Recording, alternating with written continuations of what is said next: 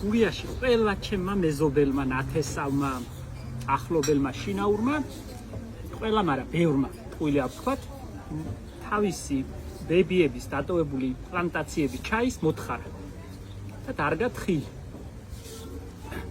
მე ჩემი ბებიას დატოვებული 2 ჰექტარზე ბევრი არა თქმა უნდა, ცოტა დავიმატე ჩემი ნათესავებისგან კიდე რაც იყო იქა და 2 ჰექტარი შევინახე ჩაის პლანტაცია, გავაახლე და ბული. ბევრი არა თქმა უნდა, მაგრამ 500 კილო ჩაი ჩვენ მოვყავს გურიაში. ასე ვკრებთ სამ ფოთოლზე. ამ ფოთოლს ყველას თავისი სახელი აქვს, ამას თევზი ფოთოლი ქვია, ამას დუყი ქვია.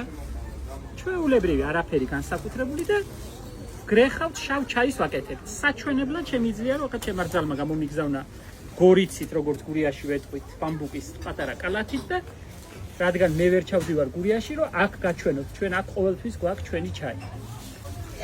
ცოტა ჩავორთქლილა სანამ გურიიდან აქ ჩამოსულა. ცხელიაში გითხელს რომ ჩაყოვდა როგორი ბავშვობის სუნი აქვს.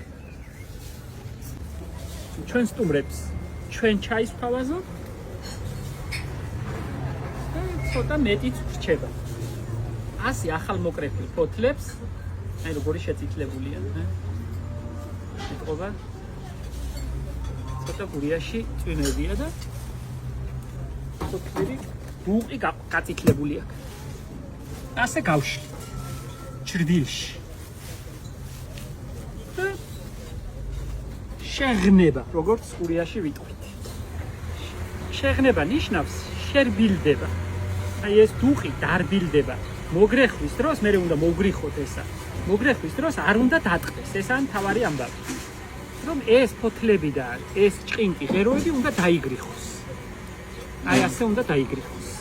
და ჩაიში რომ ჩავდებთ, ცხელ დუღარე წყალს რომ დავასხამთ, მერე უნდა ის დაგრეხილები გაიშალოს. აი მაშინ არის კაი ჩაი. ფერმენტაციას გავატარებთ ერთი ღამე ბურთულებად დავაგუნდავებთ და ემალის დიდ გობებზე დავაწყობთ, დაიჟანგება და მერე გრილში კარგად გავაშრობთ. ზოგიერთი ღუმელშიაც აშრობს, ჩვენ პირდაპირ დიდ ხის მაგიდებზე ჭრდილში ვაშრობთ. კარგად ინარჩუნებს გემოვნურ თვისებას. რა თქმა უნდა, არ დამეზარება ხვალ გაჩვენებთ მოგრეხვასაც, ფერმენტირებასაც და გაშლასაც. გაშრობასაც და მერე გამშრალი ჩაი, როგორც უკვე გითხარით, ჩვენი სამყოფი და ცოტა მეტი სულ გვაქვს გარდენიაში. ჩემი ბებიას პლანტაციიდან დახვიდა. 1-2 დღე რომ დავყარეთ და მოვაჟრეთ, გურულები ასე ვეტყვით, მოღნება, ანუ დარბილდება, ნახეთ რეზინივითაა. აი ის ნორჩი დუყები ახლა გადაიქცა რეზინივით. აი როგორ იგრიხება და არ ტყდება. ეს არის მთავარი ამბავი, დამღრალია. ღნობა ქვია მისი ნამდვილი ტექნოლოგიით. აი ასე ნახე ხელით მაგიდის ზედაპირზე რომ დააგურგულავოთ გურულების ჟღლემას ვეძახით, ჩაის მოჟღლემას. აი ნახეთ როგორ დაგორგოლავდა. ამას ახლა ჩვენ გურიაში ხის როლერებში ვაკეთებთ. ჩემი მოყვრების ოჯახია ვაშალომიძეების ოჯახი. ხის როლერი აქვს, მინი როლერი. როლერი გერმანული სიტყვაა, როლენ დაგორგოლავებას, დაბურთავებას ნიშნავს. ჩვენი ბებიები ხელით აკეთებდნენ, მაგრამ ახლა უკვე ხელით აღარ ვაკეთებთ და ხის როლერებში ვგრეხავთ. როგორ სუნს გაუშვებს ხოლმე ნამდვილი ჩაის. ჩაის ფაბრიკაში ვინც არის ნამყოფი, ეს გაახსენდება ეს სუნი. გურიაში ჯერ კიდევ აი ეს ვაშალომიძეები რომ გითხარით, ჩემი მოყვრები, ძველი ტექნოლოგიები არიან, ძველი ფაბრიკებიდან, ჩაის ფაბრიკებიდან დარჩენილი და იმათ იციან, რა თქმა უნდა, უკეთესად ტექნოლოგია და ისინი კარგად ამზადებენ უფრო. ამიტომ ჩვენი ჩაი არის ძალიან გემრიელი. შუა აზიელები რომ ვიყოთ, საფხულში ზავლევდით, მაგრამ ქართველები ვართ, მადლობა უნეშს. აი, კი არ დატყდა, არამედ დაიგრიხა ფოთლები. ეხლა ეს როგორც მოკბეჩილი ვაშლი იჟანგება, ისე დაიჟანგება დილამდე. ერთი ღამე ეყოფა. აი როგორაა დაგრეხილი. და მიიღებს, ანუ ფერმენტაცია ქვია მაგ პროცესს, როგორც ჩემთვის ნაცნობია და მიღებული დაგრეხილი ფოთლები მერე უკვე კარგად შეგვიძლია გამოვიყენოთ. და ასე დაკურკუშებულ პატარა გუნდებად ჩავაწყობ გოფში. ასე ვაკეთებთ ხოლმე. და ხვალამდე დავტოვებთ ასე, კილოს გადავაფარებ. რა თქმა უნდა, ბევრს, ახლა ამდენი მეზარება. და ასე გოფში დატოვებული ცოტა შემჟავდება ხოლმე. და მე ჭრდილში გავშლით და გავაშრობ. სულ ესაა მთელი ჩაი. აი გამშრალი ჩაი ასე გამოიყურებ. და თუ დააკვირდებით, ფოთლებია დაგრეხილი. მაისის ჩაის ფოთლები არის წვრილად დაგრეხილი.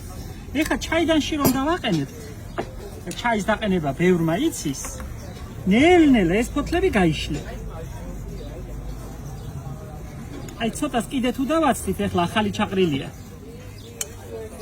უფ როგორი სურნელია. ცოტას თუ დავაცდით და დროს მივცემთ, ყველა ასე ფოთლებად გადაიქცევა. მთლიან ფოთლებად გაიშლება. და წითელ ჟანგისფერ ფერს მიიღებს. მერე კარგად გამშრალოთ. ჩაის დავაფასებთ ასეთ პაკეტებში და შემოგთავაზებთ.